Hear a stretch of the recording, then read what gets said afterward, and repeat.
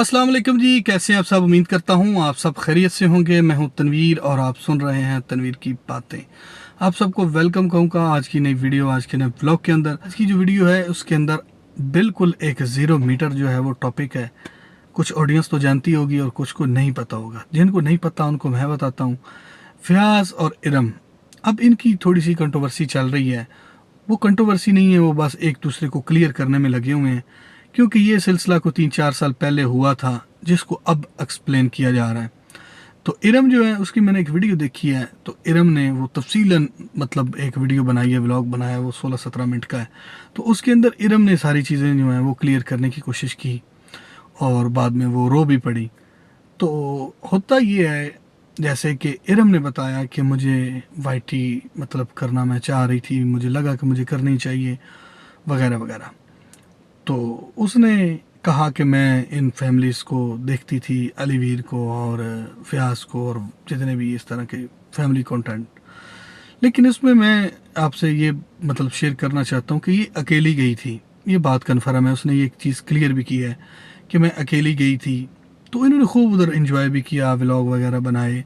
लेकिन वो सोई कहाँ, वो उठी कहाँ, ये तो उसने रात वाली वीडियो में क्लियर की है कि जी मैं जो महविश हैं उनके कमरे में सोती रही हूँ और उसका हस्बैंड जो है वो दाएं बाएं सोता रहा है।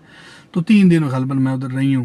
लेकिन उस वक्त ये एक हाइप क्रिएट थी कि इन दोनों का कोई रिलेशन है। ज़ाहिर बात है, बंदा लाहौर से उठता है और वहाँ जाता है, उसके बाद अपनी वीडियोस व्लॉग बनाता है।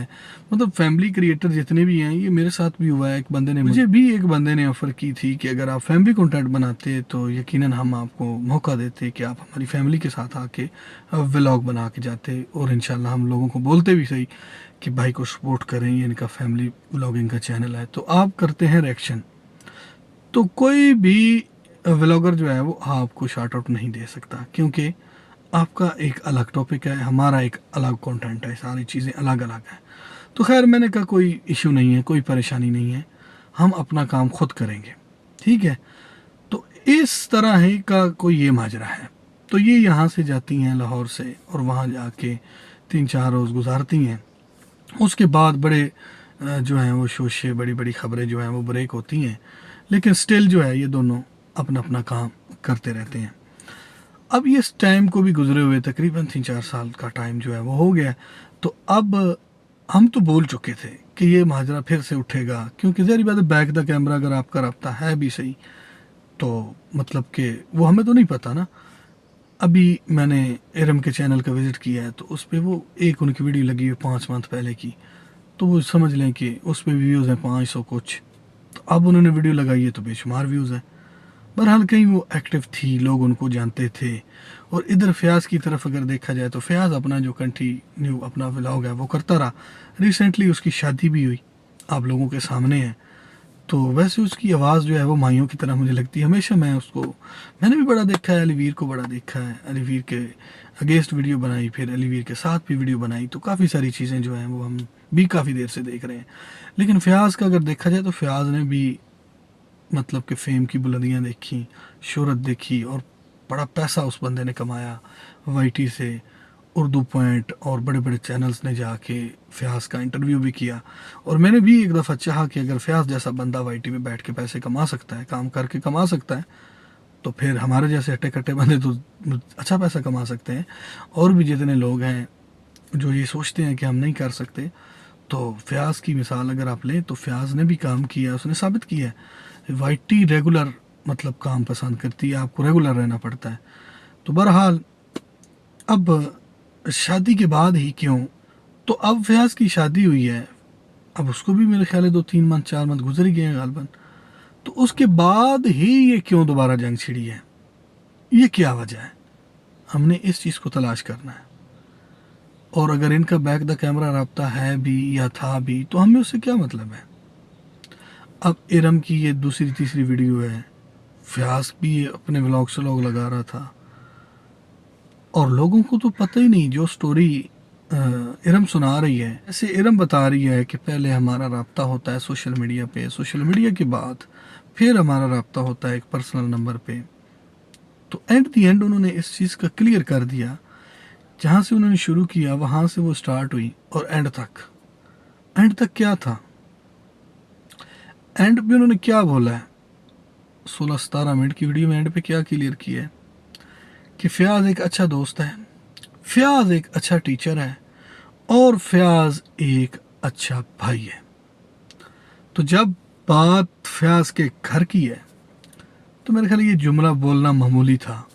बहरहाल उन्होंने बड़ा दिल किया, पता नहीं अब उन्होंने ये सच बोला है या झूठ बोला, ये तो अल्लाह की ज़ात जानती है, ये ना आपको पता है ना मुझे पता है, लेकिन उन्होंने क्लियर कर दिया है कि जी फ़याज़ एक अच्छा भाई है, फ़याज़ एक अच्छा दोस्त है, फ़याज़ एक अच्छा टीचर है, क्योंकि उसने मुझे गाइड किया और जब मैंने फ़ोर्स किया तो उसने मुझे आने के लिए भी दावत दी, मेरा रहने बहने का सारा इंतज़ाम किया, मुझे वाईटी का सारा जो मामला था यूट्यूब का वो समझाया, मेरे साथ वीडियोस बनाई, व्लॉग बनाए।